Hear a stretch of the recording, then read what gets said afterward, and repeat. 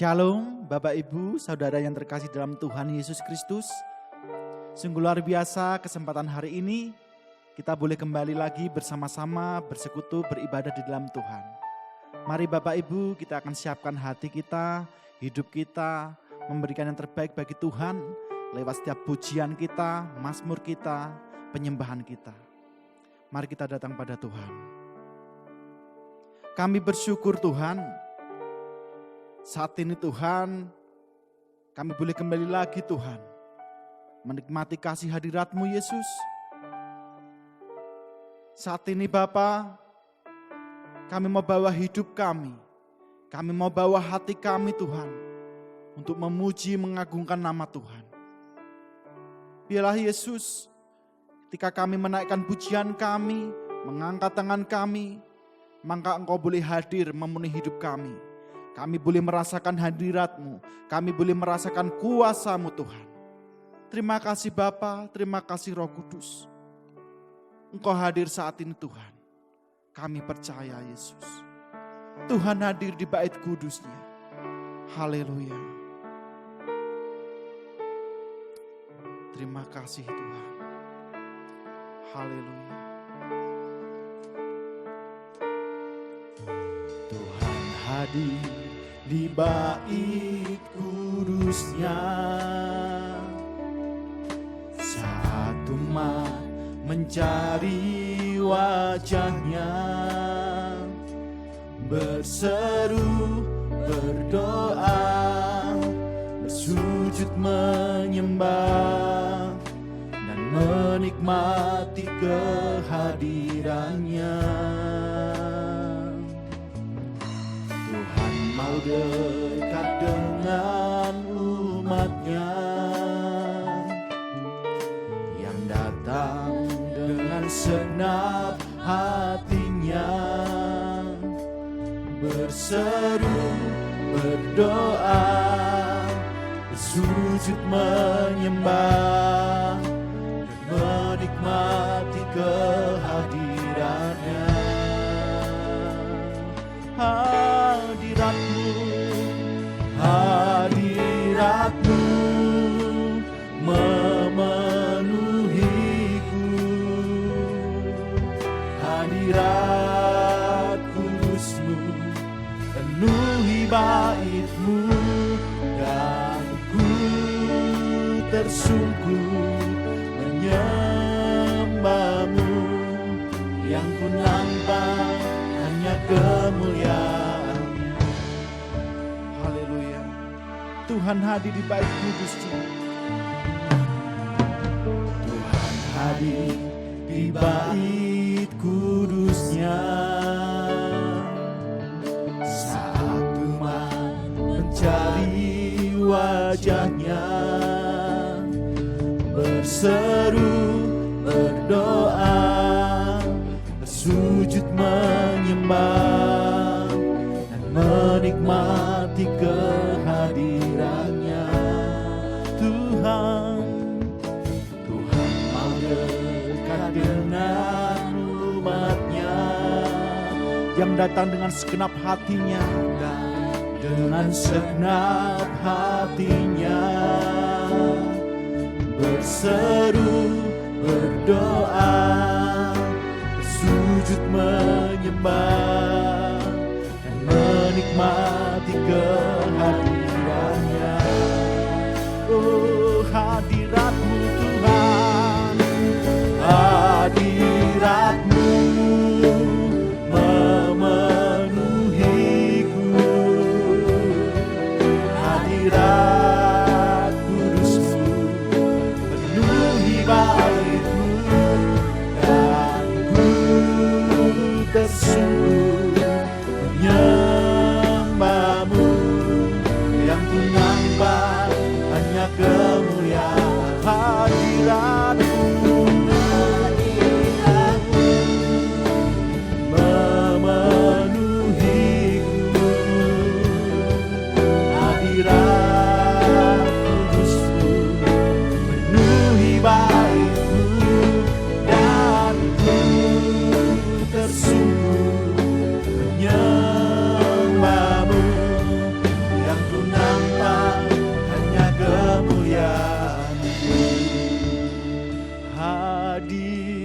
hadirat-Mu memenuhiku,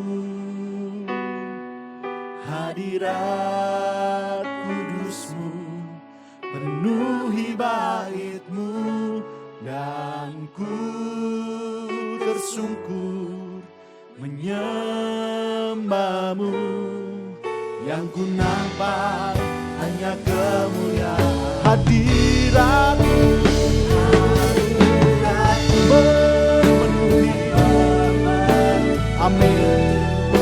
Hadirat kudus-Mu penuhi bait-Mu, dan ku tersungkur menyembah-Mu.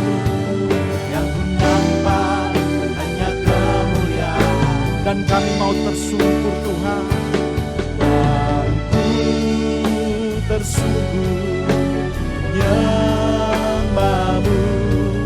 Yang ku nampak hanya kemuliaan-Mu, dan ku tersungkur, dan ku tersungkur menyembah-Mu. Yang ku nampak hanya kemuliaan-Mu.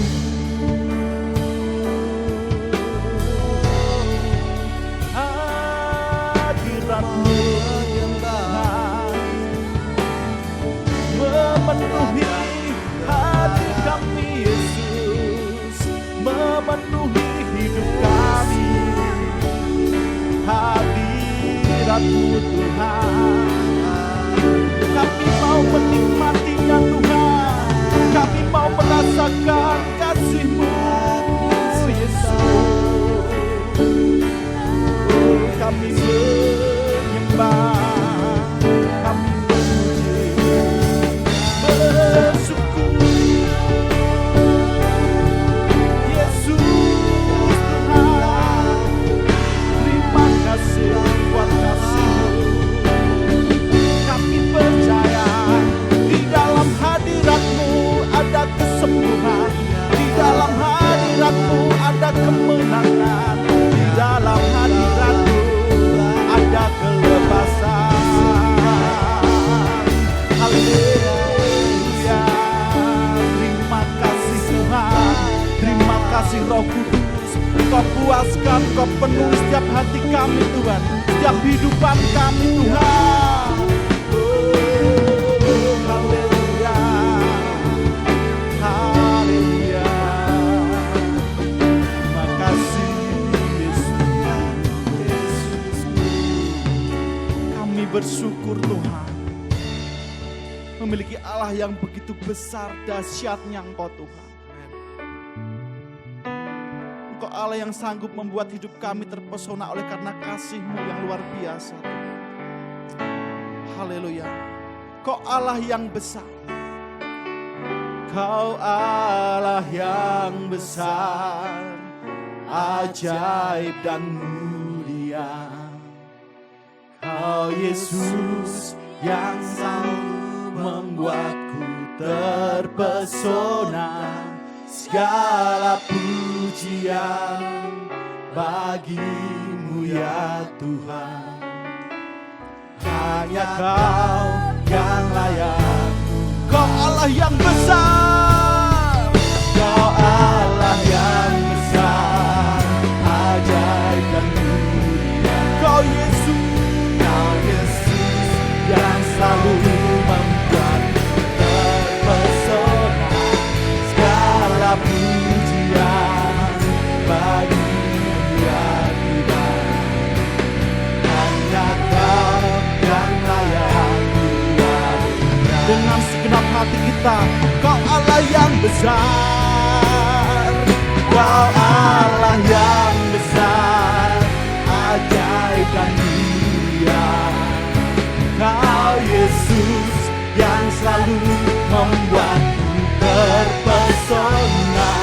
Segala pujian bagi-Mu ya Tuhan. Hanya Kau yang layak dunia. Hanya Kau yang layak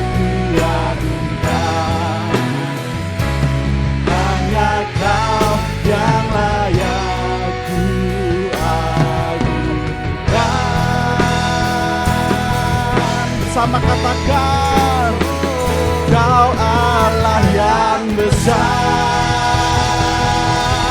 Haleluya. Sorak-sorai kemuliaan bagi Tuhan kita, Raja kita, Yesus Kristus. Haleluya.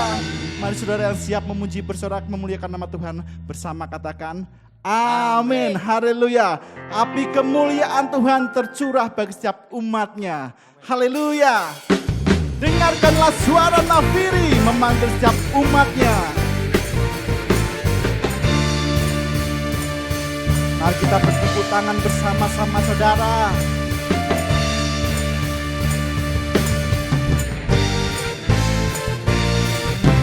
Dengarkanlah suara nafiri memanggil semua umatnya dari seluruh penjuru bumi datang untuk menyembah Dia. Dengarkanlah suara nafiri memanggil semua umatnya, gereja Tuhan bersatu kini mengangkat tinggi panglima. Bersiap maju janganlah lengah, Yesus panglima kita.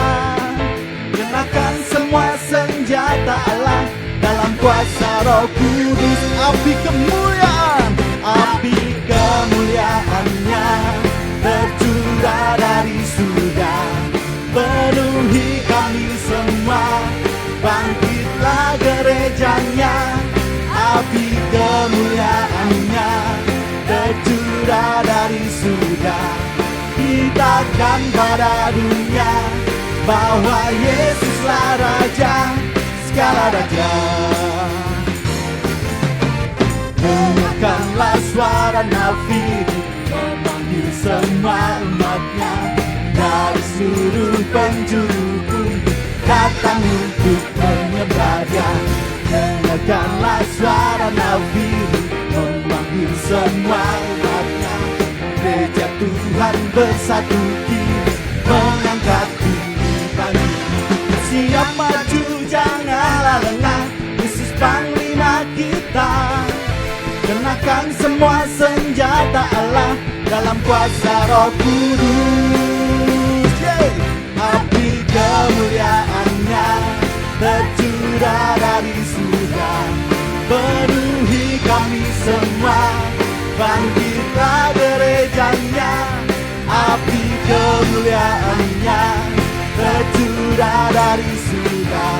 Beritakan pada dunia bahwa api kemuliaan Tuhan, api kemuliaannya tercurah dari surga, penuhi kami semua. Bangkitlah gerejanya, api kemuliaannya tercurah dari surga. Beritakan pada dunia bahwa Yesuslah Raja segala raja. Api kemuliaan, api kemuliaannya tercurah dari surga, penuhi kami semua. Bangkitlah api kemuliaan Tuhan. Haleluya. Tercurah dari surga. Beritakan pada dunia bahwa Yesuslah Raja segala raja. Dialah Raja segala raja, segala raja. Haleluya. Terima kasih Bapa, kami boleh bersukacita bersama-sama Tuhan, menikmati kasih hadirat-Mu lihat setiap pujian kami Tuhan. Ajar kami Tuhan Yesus untuk selalu setia mengiring-Mu sepanjang hidup kami, untuk setia melayani-Mu Tuhan dalam kehidupan kami Tuhan. Haleluya. Terima kasih Yesus. Tak akan pernah ku sesali mengiring Yesus sepanjang hidupku, lewati lembah air mata, ku saksikan kemuliaan-Mu dinyatakan. Berapapun harga yang harus ku bayar, ku kan Mari tetap bersama setia katakan melayani-Mu Tuhan. melayani, mengasihi-Mu, mengiring-Mu seumur hidupku. Janji-Mu kan tetap ku pegang teguh, sampai ku dapat mahkota kehidupan. Terima kasih Tuhan. Haleluya. Tak akan pernah ku sesali. Takkan pernah ku sesali mengiring Yesus sepanjang hidupku, lewati lembah air mata. Ku saksikan kemuliaan-Mu dinyatakan. Berapapun harga yang harus ku bayar, ku kan tetap setia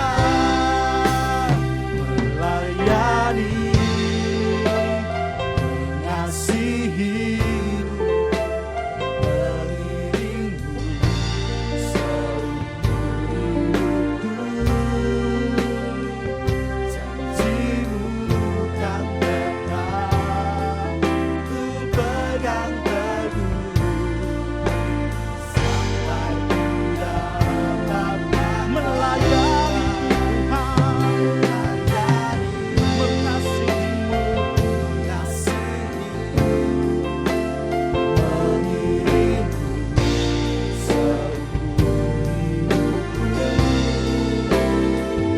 Janji-Mu kan tetap ku pegang teguh, sampai ku dapat mahkota kehidupan. Sekalipun tubuhku dan batinku lenyap, tetaplah Tuhanku selamanya. Terima kasih Tuhan. Kami ingin selalu mengiring-Mu seumur hidup kami Tuhan. Kami ingin selalu melayani-Mu Tuhan sepanjang hidup kami Yesus.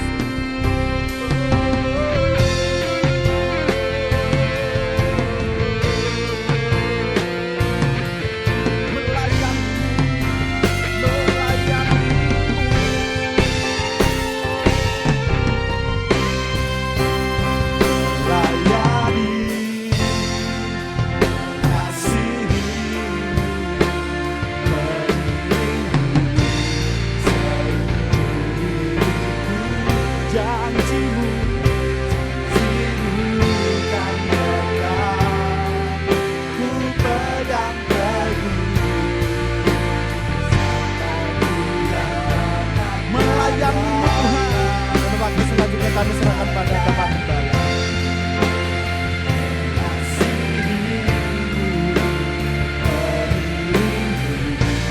seumur hidupku. Janji-Mu kan tetap ku pegang teguh, sampai ku dapat mahkota kehidupan.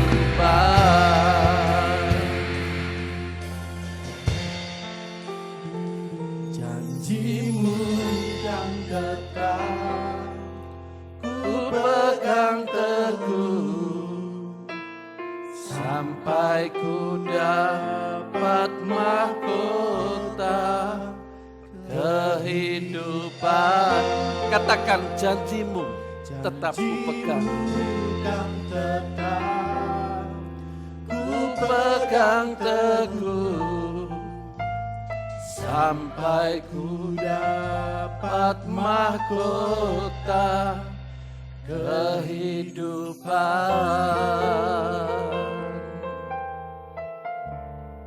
Kerinduan kami hanya melayani-Mu, melayani kehendak rencana-Mu, walaupun di dalamnya kami boleh menghadapi berbagai macam tantangan, halangan, rintangan.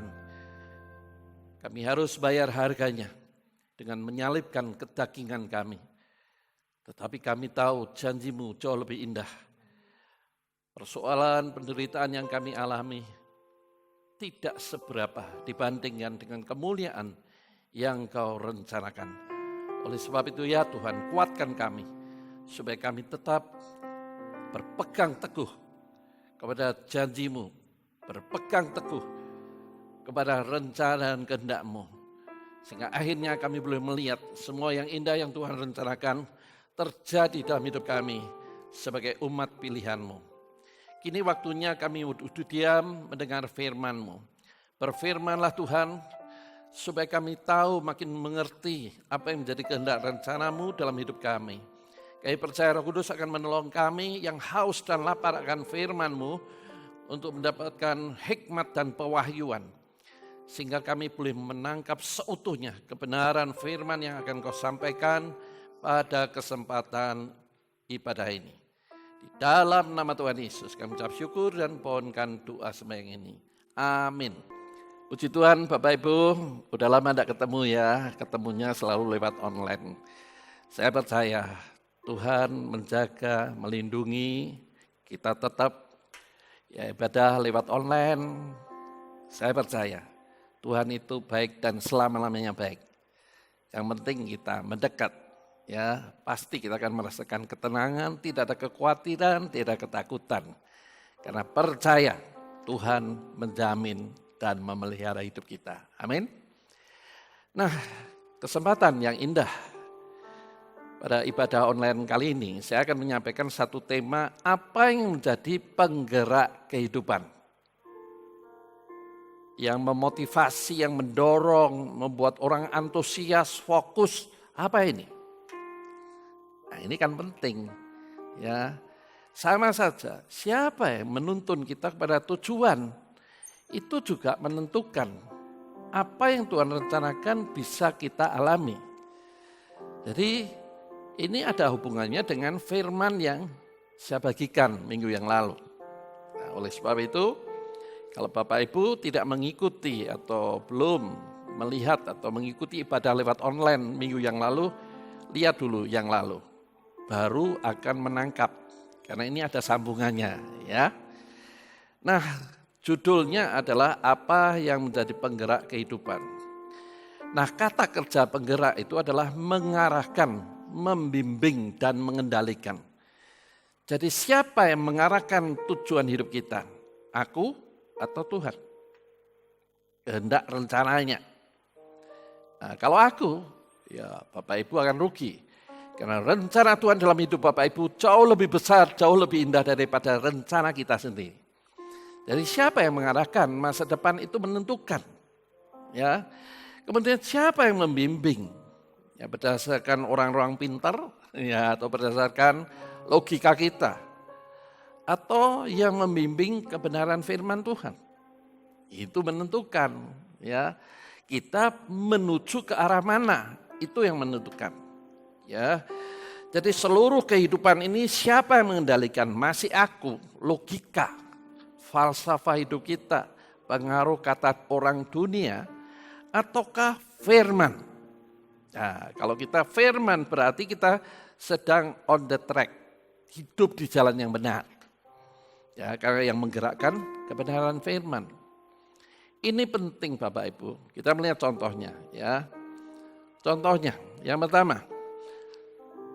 Apa yang menggerakkan dokar? Kuda, salah. Kusir, ya kalau kuda tanpa yang mengendalikan dia berjalan tanpa arah tujuan, tidak ada sasaran. Jadi harus ada kusir untuk mengendalikan kemana tujuan dokar ini. Sehingga penumpang yang duduk di dalam dokar itu tenang karena arahnya benar. Kenapa tenang? Karena kusir. Coba ya Anda naik dokar atau andong, kemudian tidak ada kusirnya, kudanya lari sendiri. Takut kan? Kenapa takut? Bahaya, ujungnya bisa celaka. Sama kehidupan ini harus terarah. Siapa yang mengendalikan arah tujuan hidup kita? Itu menentukan kita mau berhasil atau gagal. Ya, jadi mulai nangkap ya. Nah, sekarang kita melihat apa yang membuat mobil berjalan? Mesin? Tidak. Kalau saya menghidupkan mesin itu hanya memanaskan saja karena berhari-hari tidak keluar. Tetapi yang bisa membawa mobil itu ke tujuan supir. Ya, jadi mulai jelas ya. Tadi kalau kita duduk di andong tidak ada kusirnya kita ketakutan karena arah tujuannya kan bisa nabrak-nabrak kudanya. Nah, demikian pula mobil. Mobil itu yang menentukan sampai tujuan adalah supir. Jadi siapa yang menentukan perjalanan hidup kita ini? Tuhan Yesus atau aku? Kalau Tuhan Yesus pasti mencapai apa yang Tuhan rencanakan. Bagaimana bisa tahu? Baca firman, karena firman itu adalah terang yang menuntun langkah-langkah hidup kita sampai pada tujuan. Lanjut kita melihat apa yang membuat bola masuk gawang. Ya, bukan bolanya, merek apa yang bisa membuat bisa masuk gawang. Kaki pemain bolanya yang menentukan bola itu masuk ke gawang. Jadi yang menentukan bola tidak peduli mereknya tidak terkenal. Tetapi kalau yang main bola itu adalah pemain terkenal, pasti bisa memasukkan gol. Jadi kehidupan kita ini siapa yang memimpin, yang mengendalikan itu menentukan. Kalau kita mempercayakan hidup ini sepenuhnya kepada Tuhan, pasti gol menuju rencana Tuhan. Yaitu masa depan yang penuh pengharapan, naik dan tidak pernah turun. Jadi kepala dan bukan ekor. Apa saja yang dikerjakan dibuat Tuhan menjadi berhasil. Karena mau dikendalikan. Nah, jadi mulai jelas ya ini. Nah, sekarang kita melihat apa yang menggerakkan kehidupan, tujuan hidupnya. Tujuan hidupnya ada target. Ya, ada target. Misalnya anak sekolah. Saya targetnya lulus dengan nilai bagus sehingga ketika melamar pekerjaan bisa diterima karena IP-nya tinggi. Kalau dia punya tujuan seperti itu, apa yang dilakukan? Ya belajar sungguh-sungguh. Bukan main gamenya lebih lama, belajarnya lebih lama. Itu artinya dia digerakkan dengan tujuan yang jelas. Belajar sungguh-sungguh. Bukan main game lebih banyak, belajarnya lebih banyak. Itu artinya dia punya tujuan hidup yang jelas. Nah, tujuan hidup kita di masa pandemi ini apa? Tidak tahu Pak, bingung ya. Nah, itulah sebabnya banyak doa. Minta petunjuk Tuhan, saya percaya Roh Kudus akan memberikan pewahyuan hikmat, solusi dalam mengatasi masalah berkaitan dengan pandemi COVID-19 ini. Nah, sekarang kita melihat ya, tujuan hidup itu digerakkan oleh apa? Materialis, materi gitu, yang jadi seperti gambar ini ya, ngejar uang aja ya, tidak peduli bahwa di depannya sudah jurang. Nah, itu namanya orang yang digerakkan oleh materialis. Nah, orang materialis itu yang dikejar adalah uang, kekayaan, barang-barang mewah. Ya, fokusnya apa yang diinginkannya itu harus dicapai. Kalau orang seperti itu yang menggerakkan, aku cari uang supaya aku bisa beri barang mewah. Ujungnya pasti maut. Ya, seperti di awal saya sampaikan ya. Ada orang menyangka jalannya lurus tapi ujungnya maut. Kalau hidup kita, tujuan hidup kita yang menggerakkan, yang memotivasi, yang mendorong hidup kita ini hanya materi, maut ujungnya. Percayalah. Kenapa? Karena fokusnya materi, apa yang diinginkan. Dan orang seperti itu pasti terdorong untuk melakukan segala cara tidak peduli itu melanggar hukum atau tidak. Nah, celaka kan ujungnya kalau seperti itu, kalau digerakkan oleh materi. Ya, supaya kelihatan, wah gitu. Jangan dong. Kita anak Tuhan yang menggerakkan adalah kebenaran atau rencana Tuhan. Amin. Nah, orang tipe ini sulit mengikuti kehendaknya. Karena firman Tuhan, jangan lakukan ini. Kita harus jujur.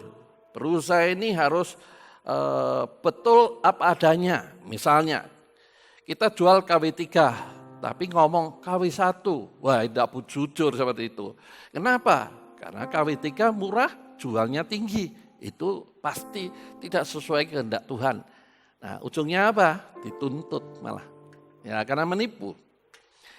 Jadi kita harus melihat perjalanan hidup ini seperti apa mencapai yang Tuhan rencanakan. Tuhan rencanakan masa depan hidup umatnya itu bukan kecelakaan, tetapi masa depan yang penuh pengharapan. Dan Alkitab mengatakan perjalanan hidup itu seperti matahari. Terus naik sampai sore hari pun tetap terang. Artinya apa? Selama kita hidup dalam perjalanan ini, yang menggerakkan adalah kehendak rencana Allah didasari kebenaran firman, pasti hidup kita senantiasa dalam tuntunannya. Ya. Sebaliknya kalau tidak materialis, ya lihat aja. Ujungnya pasti maut atau paling tidak berurusan dengan penegak hukum. Ya, tidak boleh dong, ya. Dan kita harus tahu bahwa apa yang kita rencanakan itu tidak sebanding dengan rencana Tuhan. Walaupun saat ini tidak kelihatan, tetapi karena percaya, kita percaya ujungnya pasti kemuliaan. Ya, indah, jauh lebih indah dari segala rencana kita. Yang dibutuhkan adalah ketaatan, ketekunan, kesetiaan, hidup di dalam tuntunannya. Pasti ujungnya pasti indah. Ya, hidup di jalannya itu pasti indah ujungnya. Nah, sekarang kan belum ujungnya. Jadi tekun, bersyukur, dan tetap percaya. Waktu Tuhan pasti yang terbaik untuk membawa kita dalam kehendak rencana yang mulia. Selanjutnya, kita melihat di dalam Alkitab, ya, di dalam Lukas 12 ayat 20-21. Ya, kalau seorang fokus, ya, kehidupan ini hanya untuk materi. Ya, di dalam Lukas 12 ayat sebelumnya, dari sebelum ayat 20 itu mengatakan ada seorang berusaha pagi siang malam, dia menyediakan banyak lumbungnya dengan mengatakan nanti kalau tua saya menikmati. Belum tentu kan? Karena firman Tuhan dalam ayat 20-21 mengatakan bahwa kalau jiwamu malam ini diambil, untuk siapa semua hartamu? Nol kan? Ya, semua harta kita, ya, emas berlian kita, apa masuk kuburan? Kan enggak. Kalau masuk kuburan, sudah di dalam kuburan saja enggak tenang kan? Kenapa? Digali orang. Karena melihat di dalam peti mati kita ada harta karunnya, kan enggak mungkin kan? Artinya apa? Kita harus melihat harta itu tidak bisa dibawa sampai mati. Harta itu hanya bisa dinikmati saat kita hidup. Dan saya percaya kalau Tuhan memelihara burung di udara yang tidak pernah menabur, tidak pernah menua, punya lumbung, Tuhan pelihara. Mosok kita aneh Tuhan tidak pelihara? Ya, itulah sebabnya kita harus percaya dan hidup dalam tuntunannya, hidup dalam kehendaknya. Sehingga soal harta itu tidak terlalu dipikirkan. Kebutuhan hidup pun tidak perlu dipikirkan. Ada banyak cara yang Tuhan bukakan supaya kita ini tetap hidup. Nah, soal harta, kebutuhan pada waktunya Tuhan pasti sediakan. Percaya? Amin. Ya. Nah, yang kedua adalah kebutuhan pengakuan.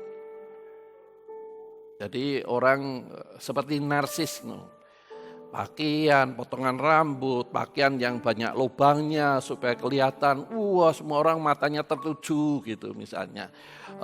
Rambutnya aneh-aneh, diwarna-warni supaya mata orang tertuju, narsis ya, kepingin perhatian terus. Nah ini ada sesuatu yang salah di dalam jiwanya orang seperti ini. Ya, selalu teriak-teriak. Kalau teriak-teriak tidak mau dengar, maka dia berlaku aneh-aneh. Ya. Sehingga akhirnya apa? Orang menilai malah negatif. Orang ini narsis, cari perhatian, caper gitu. Ya. Ada orang yang tujuan hidupnya butuh perhatian aja. Nah tentunya ada background masa lalunya mungkin. Masa lalunya dia dihina, dibully teman-temannya.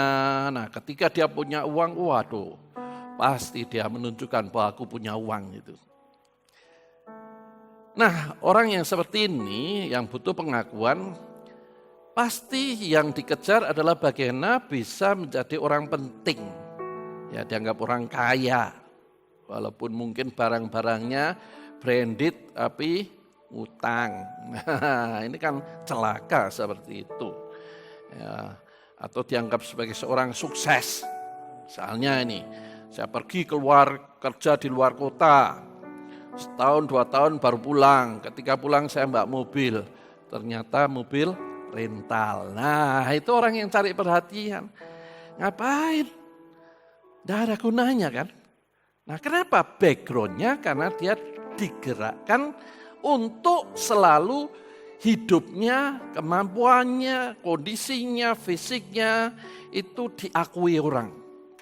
Capek percayalah. Ya pasti capek. Apalagi kalau sudah berkeluarga. Lebih baik memikirkan kebutuhan keluarga, bukan memikirkan aksesorisnya. Ya, harus selalu yang branded, bermerek, kalau tidak mau. Ya, itu karena dia butuh pengakuan. Ya. Dan kemudian dia suka menolong orang. Tujuannya apa? Supaya dianggap pahlawan. Tapi pahlawan kesiangan. Kenapa? Ya ketika kamu bisa memberikan sesuatu, begitu berhenti, apakah orang yang selalu diberi itu menghargai kamu? Tidak. Jadi apa gunanya itu? Ya, kenapa bisa seperti itu? Ya karena dia tujuan hidupnya digerakkan untuk dapat pengakuan. Yang menggerakkan kehendak Tuhan jelas tidak. Egonya kepingin dikatakan orang, wah cantik, wah pakaiannya bagus, wah sepatunya bagus, wah mobilnya bagus, wah apian. Nah, baik hati maksudnya. Selalu memberi, tapi ujung-ujungnya supaya dihargai, dipuji. Nah, celaka orang seperti itu. Percayalah ujungnya maut. Nah itu kan manusia kedagingannya. Akunya itu yang masih dominan sekali. Tuhan aja sudah mau datang kan. Mosok masih seperti itu mengabaikan apa yang Tuhan kendaki. Yang Tuhan kendaki itu bukan hanya memenuhi keinginan Tuhan saja. Tapi sebetulnya yang Tuhan kendaki itu untuk kebaikan kita sendiri. Perjalanan hidup kita ini pasti akan dibawa kepada rencananya. Yaitu masa depan yang penuh pengharapan. Jadi kebaikan Tuhan itu bukan untuk Tuhan. Tuhan itu butuh apa? Tidak butuh apa-apa. Tuhan hanya menginginkan umatnya itu taat. Hidup di jalan yang ditunjukkan lewat firman. Itu aja yang Tuhan mau. Lalu siapa yang menikmati? Tuhan? Enggak. Kita yang menikmati. Ya. Nah, jadi siapa yang menggerakkan kita tujuannya? Materialis atau pengakuan? Itu menentukan masa depan. Percayalah, firman Tuhan itu ya dan amin. Ya, orang yang butuh pengakuan itu kalau bicara selalu semua orang menyetujui pendapatnya. Nah ini kan ego sekali. Ya, orang bicara boleh, tapi kita akan simak. Kalau dia usulnya jauh lebih baik dari usul kita, ya kita akui. Itu namanya orang terbuka, fair. Tidak harus memaksakan kehendak atau usulan kita sendiri yang harus dijalankan, pendapat kita sendiri yang harus diterapkan. Ini kan orang yang butuh pengakuan itu. supaya kelihatan pintar, idenya bagus. Udah tak zamannya kita itu mengejar hal seperti itu. Percayalah, saya tidak mengatakan bahwa Tuhan itu kapan, tahun berapa Tuhan datang, enggak. Tapi Tuhan sudah memberitahu tanda-tandanya. Bapak Ibu tahu, gempa bumi yang diunggah, disiarkan lewat televisi itu yang 5, sekian. 5 ke bawah tidak pernah. Bapak Ibu tahu, ribuan gempa itu terjadi di dunia ini setiap hari. Kan menggenapi firman Tuhan. Gempa ada di mana-mana. Ya. Kita melihat itu adalah tanda-tanda bahwa kedatangan Tuhan itu sudah di depan mata. Masuk kita hidup masih dikendalikan oleh mencari pengakuan. Ini kan sudah tidak benar sebagai anak Tuhan. Anak Tuhan, anak Gusti Allah. Ya, mosok masih caper cari perhatian. Waduh, kasihan doh, kasihan deh lu. Berusaha menyenangkan hati orang lain agar bisa disebut pahlawan. Ora zamane, tidak modelnya, tidak waktunya lagi. Jangan merasa jadi pahlawan kesiangan, sudah tidak zamannya lagi. Ya, pikirannya bagaimana menarik perhatian orang sekitarnya sehingga tidak sempat memikirkan sendiri apa yang Tuhan kehendaki dalam hidupnya. Karena yang dipikir hanya supaya dapat perhatian, dapat pengakuan. Udah tidak zamannya lagi, sahabat itu. Pikirkan apa yang menjadi kehendak Allah. Nah, kalau kita sudah mulai mengarahkan ke sana, saya percaya buah-buah hidup nampak. Wawasan terbuka. Hikmat pewahyuan makin tajam. Karena arahnya benar. Ya, sama seperti orang musafir berjalan jauh. Nah, bagaimana tujuannya kota? Bagaimana bisa dekat dan membuat dia bergairah ketika cahaya temaram kota itu kelihatan. Kita berjalan makin semangat. Kehidupan dalam Tuhan seperti itu. Kalau kita berjalan di jalannya yang benar, maka kita akan makin melihat dan makin semangat. Ternyata hidup di dalam jalan-jalannya itu menuju kepada kehendak yang mulia. Nah, perasaan ya bersalah. Ada orang yang digerakkan karena perasaan bersalah. Ya, selalu dituduh saja. Nah, dituduh itu bisa memang karena melakukan kesalahan. Ya, sehingga menghabiskan hidupnya dengan tekanan dan bayangan bersalah. Apa yang bisa dilihat orang merasa bersalah itu dari mimik wajahnya? Tidak ada damai, tidak ada sukacita, tegang dan merasa minder ketemu orang. Kalau orang seperti itu, tidak mungkin dia mikirkan masa depan. Supaya dia tidak dituding aja. Nah, itu hidupnya dikendalikan oleh perasaan bersalah. Setiap manusia itu punya kesalahan. Kesalahan itu memang perlu disesali. Kalau sudah tahu perlu disesali, ya jangan mengulang lagi. Ya, itu artinya kita ini menyadari kita ini lemah, kita ini manusia. Jangan merasa kita ini hebat. Ya, ada banyak kemungkinan bisa berbuat salah. Seperti mencari pengakuan, bisa berbuat salah itu. Oh, bagus ya bajunya, beli di mana? Waduh, oh dari luar negeri, waduh, pesen lewat paket. Nah, akhirnya supaya dikatakan, wah bajunya bagus, terus beli baju yang bagus, terus beli, tidak peduli uangnya dari mana, yang penting orang mengakui dia bajunya bagus. Ini dia memikirkan kebutuhan lain? Enggak kan. Apalagi tujuan Tuhan dalam hidupnya, tidak mungkin terpikirkan. Bahaya kan? Ya. Nah, kadang-kadang orang yang bersalah ini mencoba lari dari perasaannya bersalah. Berusaha menyembunyikan rasa bersalah ya, dengan penyesalannya itu. Kalau seperti itu tidak ada habisnya, percayalah. Kita datang pada Tuhan. Yang penting kan Tuhan mengakui. Bahwa barang siapa datang dengan merendahkan diri, maka Tuhan akan mengampuni dan melupakan yang sudah. Itu Tuhan yang baik seperti itu. Jadi datang pada Tuhan, akui. Kalau sudah akui, kalau masih terpikirkan, yaitu sebagai peringatan supaya jangan mengulang lagi. Tetapi jangan itu menekan sehingga kita tidak bisa memikirkan masa depan yang indah yang Tuhan rencanakan dalam hidupmu. Ya, salah memang diakui. Gentleman salah ngaku itu namanya satria. Tapi kalau salah tidak mengakui itu orang sombong, angkuh, merasa dia wajar saja. Ya, berulang-ulang saya sampaikan. Salah satu orang mau hidup dipimpin Tuhan itu rendah hati. Kalau tidak mau rendah hati, ya pasti dia akan mengerti apa yang menjadi kehendak Allah. Dia hanya tahu dan mengerti tidak sama kan? Tahu saja, punya knowledge, pengetahuan aja. Tapi belum tentu dilakukan. Yang Tuhan mau adalah melakukan apa yang menjadi kehendaknya. Ya, jadi yang penting kita harus, kalau bersalah, ya gentleman datangi kepada orang yang bersalah. Itu satria.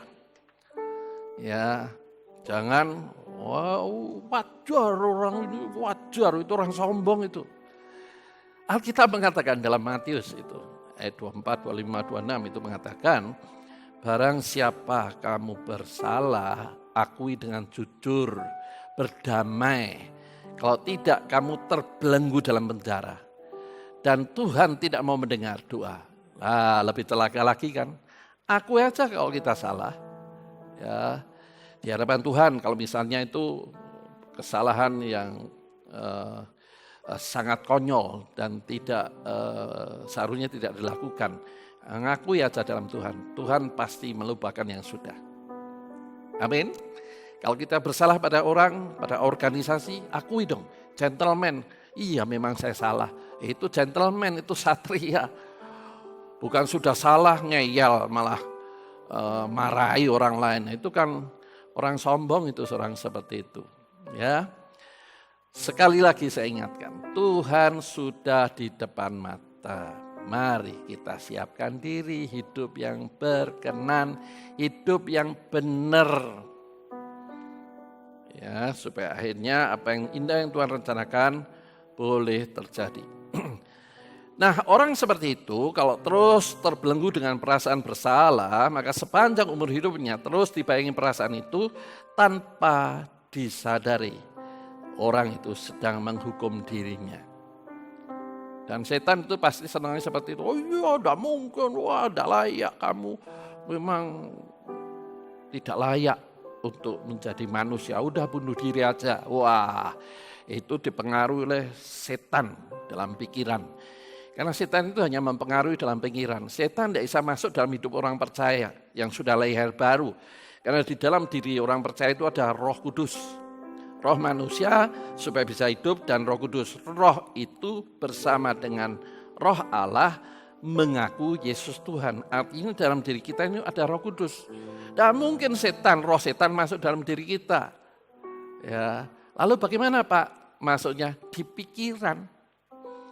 Nah, pikiran itu yang membodohi orang percaya. 2 Korintus 10 ayat 3, 4, 5. Orang percaya yang sombong itu dia sedang membangun tembok menolak kehendak Allah. Jadi tembok itu dari keangkuhan hidup. Sombong itu tadi. Harusnya rendah hati. Kalau salah, yang ngakoni sudah selesai. Tuhan aja selalu mengampuni dan melupakan yang sudah kan. Nah, kalau kita salah sama orang, ya akui, gentleman gitu ngakoni. Ya, jangan sampai kita itu menutup apa yang menjadi kehendak rencana Allah, sehingga kita tidak tahu apa yang baik, yang indah yang Tuhan sudah siapkan di depan kita. Nah, orang seperti itu telah menutup masa depan yang Allah rencanakan bagi hidupnya. Jadi kehidupan yang baik, yang mulia, yang indah yang Tuhan rencanakan tidak dialami. Kenapa? Karena dia terbelenggu dengan perasaan bersalahnya itu. Selanjutnya, marah dan benci. Nah, marah dan benci itu bisa terjadi atau terbangun karena masa lalunya yang menyakitkan. Mungkin dia dididik terlalu keras dengan orang tuanya. Marah tapi tidak berdaya. Nah, itu dipendam. Dan kebenciannya itu bisa meledak pada waktunya. Nah, kalau anak Tuhan seperti itu kan celaka. Pak, kami masa depannya memang tidak baik, Pak. Nah, justru di dalam Tuhan lewat kebenaran firman itu memberi ketenangan, memberi damai sehingga yang keras menjadi lembut. Ya, tidak dikendalikan perasaan marah dan bencinya. Ya. Ada banyak contoh, saya tidak memberikan contohnya ya. Nah, sepanjang hidupnya pasti diisi kepahitan. Dan nampak dari tingkah laku dan ucapannya selalu diwarnai oleh kepahitan. Kelihatan kan? Ya, ngomong-ngomong sebentar aja isinya itu kepahitan aja. Nah, itu orang pasti hatinya itu dikendalikan oleh kebencian. Berarti masa depan yang indah yang Tuhan rencanakan terjadi tidak dalam hidupnya? Tidak. Karena dia menutup diri pada tuntunan firman. Dia hanya berjalan menurut logikanya yang marah, yang pahit, yang benci. Bahaya sekali orang seperti itu. Jangan sampai kalau kita punya masa lalu, benci dan marah itu tetap menguasai hati kita. Izinkan kebenaran firman itu merubah kita. Saya pernah memberi ilustrasi seperti ini. Satu gelas kopi itu warnanya hitam. Tapi kalau dialiri air terus, maka air yang di dalam gelas hitam itu pasti menjadi jernih.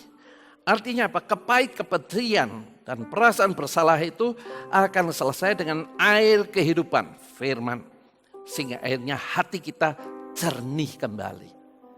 Tuhan nggak inginkan, Tuhan tahu manusia tidak ada sempurna dengan backgroundnya ratusan macam background. Tetapi apakah itu terus dipertahankan? Kan salah kan? Tuhan ingin lupakan yang sudah dan berpalinglah ya kepada rencanaku yang indah. Bapak Ibu direncanakan rencananya indah luar biasa. Amin. Nah, lupakan itu. Butuh pengakuan, merasa bersalah, kemarahan, kebencian, kebaikan, lupakan. Fokus pada kehendak Allah. Berarti hidup kita nih digerakkan oleh tujuan ilahinya. Amin. Ya, ini yang susah seperti ini bagi orang yang introvert, artinya tidak suka bicara. Semuanya disimpan dalam hatinya sendiri, tidak pernah cerita sama orang lain. Pasti akan menimbulkan berbagai penyakit dalam tubuhnya.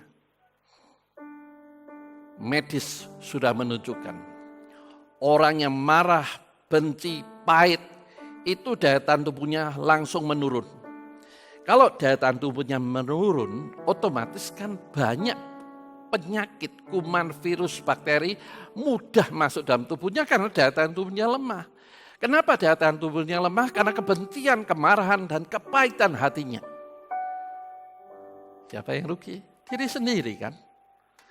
Penyakit pasti datang. Tidak boleh kita seperti itu. Ya. Rencana Allah tidak bisa dialami, masa depan dihancurkan oleh dirinya. Hanya orang bodoh saja yang mati sebab sakit hatinya. Alkitab mengatakan itu. Ayub pasal 5 ayat 2. Hanya orang bodoh saja yang mau mati karena sakit hatinya. Jangan sampai kita dikatakan Tuhan bodoh karena mempertahankan sakit hatinya. Ya, mari kita lihat lebih lanjut perasaan takut. Nah, perasaan takut ini timbul dari pola didik orang tuanya yang mungkin selalu menakuti atau tumbuh di lingkungan yang keras dengan peraturan yang ketat, aturannya ketat, tidak boleh gini, tidak boleh gini. Jadi seperti robot. Hidupnya itu seperti robot karena dipengaruhi sejak kecil. Misalnya begini, orang tua itu ketika memberi makan anaknya dan anaknya tidak suka makan dengan background macam-macam, mungkin rasanya atau bosan. Banyak orang tua tidak makan, nanti dipanggil. Ada momok gitu ya. Tuh, lihat itu. Ada momok. Kemudian tuh, ada tikus. Tuh. Nah, selalu orang tua seperti itu akan membuat diri anaknya itu justru hidup dalam ketakutan. Mendengar suara sedikit, momok, maksudnya setan gitu. Jangan keluar. Malam itu kalau sudah sore hari itu setannya sedang berjalan. Sehingga orang takut kalau berjalan di tengah malam. Siapa yang mempengaruhi? Orang tuanya. Tidak boleh orang tua itu menakuti seperti itu. Kalau menjanjikan boleh. Kalau kamu habis, nanti aku beli mainan. Nah, misalnya itu seperti itu. Itu kan tidak mengintimidasi, menakut-nakuti. Ya, tidak boleh. Selanjutnya, trauma. Ya, karena kegagalan masa lalu atau faktor genetik. Ya, menciptakan seorang menjadi penakut. Ada gen seperti itu. Ada zat dalam tubuh yang menyebabkan orang itu selalu takut. Ya, apalagi kalau lampunya mati. Nah, jadi banyak hal yang ratusan sebetulnya yang mengendalikan hidup seseorang. Sebagai anak Tuhan kita tidak boleh seperti itu. Amin. Ya. Orang dengan kecenderungan demikian rasa takut, traumatik akan kehilangan kesempatan yang Tuhan sudah buka di dalam masa depan hidupnya. Yakobus 1 ayat 6 dan 7 mengatakan, orang yang bimbang khawatir seperti ombak yang diombang-ambingkan angin tidak akan dapat apa-apa. Nah, sepanjang perjalanan hidup kita sebagai anak Tuhan, mosok tidak dapat apa-apa. Pengenalan aja lah. Saya tidak mau ukurannya materi, tidak. Ya, salah nanti. Oh iya, kalau saya mau jalan, betul enggak itu? Kalau tidak, berarti Pak Pendeta bohong. Nah, saya tidak mau. Percayalah, kalau kita hidupnya di jalur yang Tuhan tunjukkan, kita tenang, damai. Ya, ukurannya bukan apa-apa. Nah, orang yang tenang, damai itu daya tahan tubuhnya baru kuat.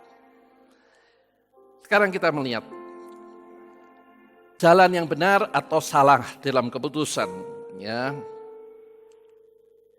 Semuanya itu tidak membawa hidup seperti yang diinginkan Tuhan ya, karena tidak hidup menurut tujuan yang Tuhan sudah tetapkan. Bagaimana mengalami kebahagiaan bahkan lebih dari yang diimpikan? Apa yang tidak pernah kamu pikirkan, tidak duga, itu yang Tuhan sediakan. Bagaimana bisa mengalami seperti itu? Ayat ini berlaku bagi semua orang. Tapi bagaimana bisa berlaku? Jalannya benar. Yaitu apabila hidup menurut kehendaknya, menurut petunjuk kebenaran firman yang Tuhan sudah rencanakan sejak kita dalam kandungan ibu. Nah sekarang 5 manfaat ya kehidupan digerakkan oleh tujuan Allah. Ya kalau orang kita sudah berjalan dalam tujuan Allah maka kita akan berkatakan, aku pasti sukses. Kalau tidak sukses pasti bukan aku. Nah, dalam pengertian bukan sombong. Maksudnya dalam pengertian kalau aku berjalan dalam kehendak rencananya pasti berhasil. Siapa yang membuat berhasil? Kebenaran, hidup itu yang membuat berhasil. Itu lebih bermakna karena mengalami tujuan Allah. Ya, apa yang menjadi penggerak hidup kita adalah tujuan yang Tuhan tetapkan dalam hidup kita. Bagaimana Pak bisa mengenali tujuan? Baca Alkitab. Ya, dengarkan ya khotbah-khotbah yang lalu itu semua mengarah ya. Secara umum dan khusus. Secara umum ya ditulis dalam Alkitab. Ya, dalam Yeremia pasal 29 ayat 11. Rancangan Tuhan bukan kecelakaan tapi masa depan yang penuh pengharapan. Kita ini berharga dan mulia dalam pandangan Allah ya. Dan 1 Petrus 2 ya Yesaya 43 ayat 7 sama dengan Roma 8 ayat 30 isinya sama. Tetapi dalam 1 Petrus 2 ayat 9 mengatakan kamulah bangsa terpilih, imamat yang rajani untuk melakukan perbuatan yang besar. Jadi goalnya itu perbuatan yang besar yang Tuhan inginkan terjadi dalam hidup Bapak Ibu. Jadi kalau ini tidak kita tidak berjalan dalam tujuan Allah, ya perbuatan besar apa? Tidak ada yang bisa kita lakukan. Jadi intinya, siapa yang menggerakkan kehidupan kita? Apakah perasaan supaya dianggap butuh pengakuan atau penyesalan karena kesalahan? Atau kebencian, kemarahan? Siapa yang menggerakkan kita? Yang menggerakkan kita adalah tujuan Allah yang sudah dikatakan di dalam Alkitab. Maka semua yang indah, yang mulia yang Tuhan rencanakan pasti Bukan moga-moga, pasti di dalam Tuhan itu pasti tidak ada moga-moga. Amin. Ya. Hidup bermakna sesuai tujuan Allah memiliki gairah hidup ini. Ya, kenapa? Karena hidup ini berarti, exciting, bergairah. Kenapa? Karena hidup ini berarti, hidup ini berguna. Mumpung masih hidup, lakukan apa yang menjadi kehendak Allah. Membuat kita ini bergairah menjalani hidup. Karena tahu masa depan yang Tuhan rencanakan itu pasti digenapi. Asal kita berjalan di jalan-jalannya. Kedua, tidak akan pernah menyerah. Ya, never give up. Tidak memandang persoalan yang membuat kita tenggelam. Tetapi arahkan kepada Tuhan. Sebab keadaanmu yang terus dipikirkan jadi penghalang untuk melihat kemampuan Tuhan. Keperkasaan Tuhan. Kalau kita hanya memikirkan masalah, maka masalahnya menjadi makin besar. Tapi kalau kita ini bersikap sebagai Raja Wali, ya minggu yang lalu sudah saya sampaikan, kalau kehidupan rohani kita tinggi, kita melihat masalah jadi kecil. Tetapi kalau kita ini bersikap seperti ayam, masalahnya besar. Jadi harus terbang, artinya kehidupan rohani kita harus naik. Baru kita melihat masalahnya kecil. Berarti kan harus tumbuh rohaninya. Amin. Ya. Nah, apabila terus mengarahkan kepada masa lalumu, penyesalan, kesalahan, kepahitan, kemarahan, maka kondisi tersebut pasti menghancurkan hidupmu. Percayalah. Firman Tuhan itu ya dan amin. Tuhan telah menyelesaikan segala sesuatu bagi umatnya. Tinggal menerima jaminan kemenangan. Asal taat akan pimpinannya. Kuncinya di situ. Nah, hidup bermakna apabila ia mengarahkan pandangannya kepada kemampuan Tuhan. Jangan melihat kemampuan kita. Kemampuan kita ini terbatas. Percayalah. Untuk memimpin langkah demi langkah. Tidak sekaligus. Ya, step by step. Ya, langkah demi langkah kita dituntun. Nah, di dalam seperti itu, langkah kaki kita ini menjadi kuat. Sama seperti ketika saya melatih anak saya untuk berjalan. Pasti langkah demi langkah. Setelah itu saya izinkan dia berjalan sendiri. Awalnya takut, tetapi saya berjaga-jaga di depannya. Sehingga akhirnya dia bisa berjalan. Jadi Tuhan menuntun kita ini langkah demi langkah. Sabar, Tuhan tidak pernah mencelakakan kita. Tangannya siap untuk meraih. Sama seperti saya ketika mendidik anak saya untuk berjalan, siap untuk memegang tubuhnya supaya tidak kebentur lantai. Tuhan juga seperti itu, memimpin kita itu step by step, langkah demi langkah. Selanjutnya, tahu tujuannya, hidup jadi mudah. Ya, kita perlu mengevaluasi agenda kehidupan kita. Sehingga pekerjaan kita menjadi lebih efisien. Sehingga tidak kita tenggelam di dalam masalah. Pekerjaan kita, masa depan kita ini harus kita evaluasi. Sehingga menjalani kehidupan ini betul sasaran makin jelas. Amin. Oleh sebab itu, kejarlah kehendak Allah, jangan buang waktu sia-sia. Jadi terjebak dengan hal-hal yang itu aja. Gangsing itu dilontarkan muter tapi di tempat aja. Jangan seperti itu. Kita harus berjalan bahkan berlari-lari pada tujuan panggilan ilahi. Amin. Jangan muter-muter masalah. Di masalah lu butuh pengakuan, penyesalan, kemarahan, kebencian. Udahlah, tinggalkan itu semua. Berlarilah pada tujuan panggilan ilahi. Efesus 5 ayat 7, sebab itu janganlah bodoh tetapi ketahuilah kehendak Allah. Selanjutnya, tahu tujuan hidup pasti fokus. Ya, berlari pada tujuan, fokus pasti. Energi terpusat hal-hal yang efektif, itulah kekuatan hidup seperti sinar laser. Walaupun sinar terfokus, besi aja dibelah seperti mengiris tahu. Fokus, hidup fokus pada kehendak rencana Allah. Kita akan menjadi seorang anak Tuhan yang tajam. Penting kan? Ya penting sekali. Mengetahui tujuan ada energi dahsyat. Sebaliknya kekuatan memudar ketika tidak memiliki tujuan hidup yang jelas. Oleh sebab itu bangkit dan jadilah tenang, sebab terangnya akan bersinar lewat hidupmu. Amin. Jadi kesimpulannya, mengenali tujuan mempersiapkan kita, tujuan ilahi dalam hidup kita, mempersiapkan kita pada satu kepastian hidup di dunia sampai dalam kekekalan. Oleh sebab itu mari kita fokus pada tujuan yang Allah sudah tetapkan bagi setiap kita. Setiap langkah dalam pimpinannya adalah mujizat. Mujizat demi mujizat asal kita dipimpin Tuhan. Amin. Sama seperti saya, sudah tuwir, orang ngomong sudah tuwir.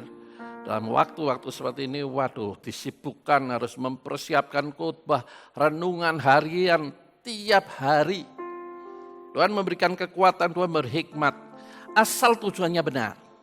Ya, saya percaya Bapak Ibu yang di rumah yang mengikuti ibadah online ini, kalau punya komitmen, aku mau digerakkan oleh tujuan Allah, bukan oleh hidup dan masa lalu kita. Saya percaya sesuatu akan terjadi dalam hidup Bapak Ibu. Amin. Mari kita datang pada Tuhan dengan menaikkan pujian, Kau telah memilihku sebelum dunia dibentuk. Saya undang Bapak Ibu bangkit berdiri. Mari kita menaikkan pujian ini dengan sukacita dan bahagia. Karena Tuhan sudah memilih sebelum dunia dijadikan. Dan rencana Tuhan indah luar biasa. Mari kita naikkan pujian ini bersama-sama dengan sukacita di hadapan Tuhan.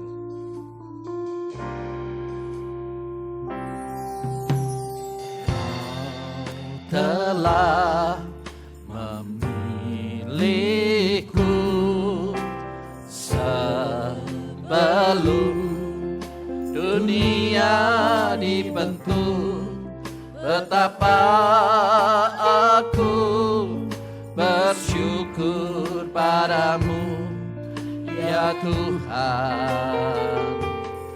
Allahku, Kau telah memanggilku, telah memanggilku sebagai alat kerajaan-Mu. Betapa aku bersyukur padamu atas perbuatanmu. Jadikan aku bait suci-Mu yang kudus dan yang tiada bercela. Jadikan aku mesbah doa-Mu bagi keselamatan bangsaku. Katakan dengan rasa syukur dan terima kasih. Telah memilihku sebelum dunia dibentuk, betapa aku bersyukur padamu, ya Tuhan. Allahku, Kau telah memanggilku untuk jadi alat kerajaan-Mu, sebagai alat kerajaan-Mu. Betapa aku bersyukur padamu atas perbuatanmu. Jadikan aku bait suci-Mu yang kudus dan yang tiada bercela. Jadikan aku mesbah doa-Mu bagi keselamatan bangsaku. Jadikan aku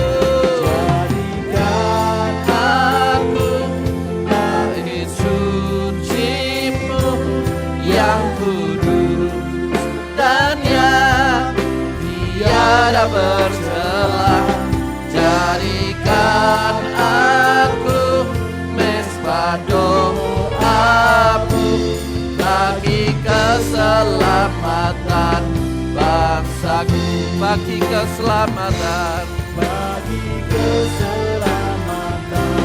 bangsaku jadikan aku,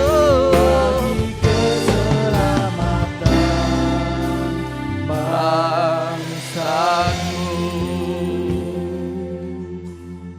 Terima kasih Tuhan untuk kebenaran firman-Mu. Kami mau hidup kami digerakkan oleh tujuan ilahi dalam hidup kami.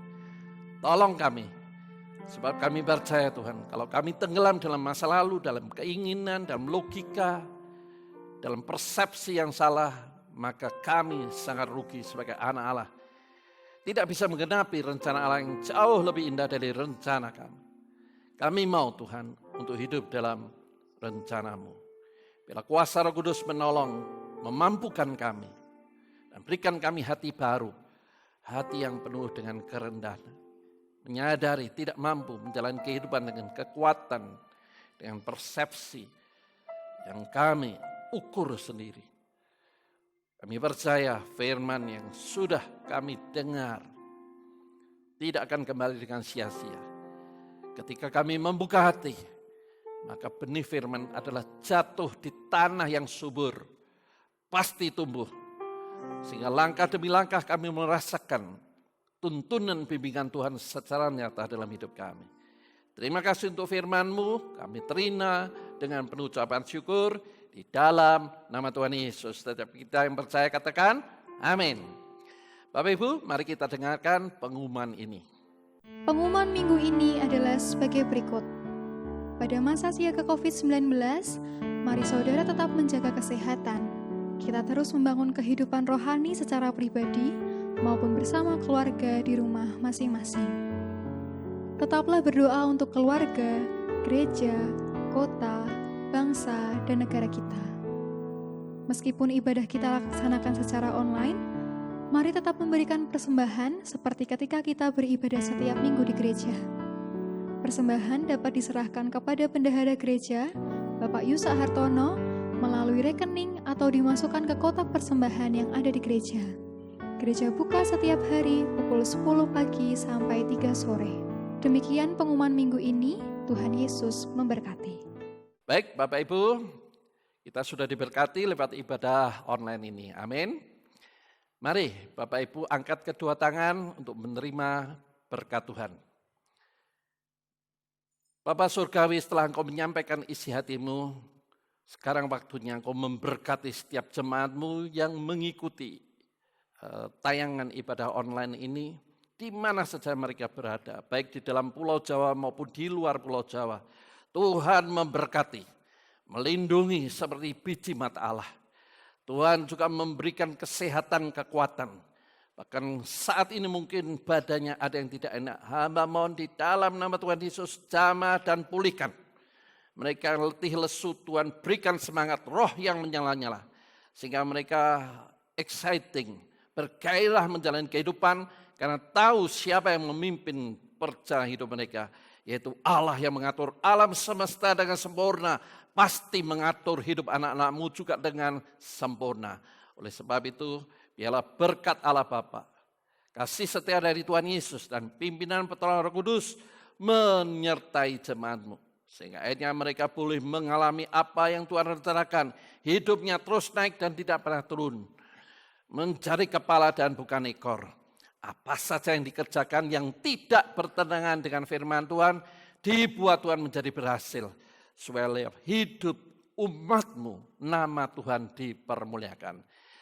Jemaat Tuhan, terimalah berkat ini di dalam nama Tuhan Yesus. Setiap kita yang percaya katakan, amin. Tuhan memberkati, sampai ketemu lagi. Bangkit lagi, api kemuliaan Tuhan, haleluya. Tercurah dari surga, beritakan pada dunia bahwa Yesuslah Raja, segala raja. Dialah Raja, segala raja. Segala raja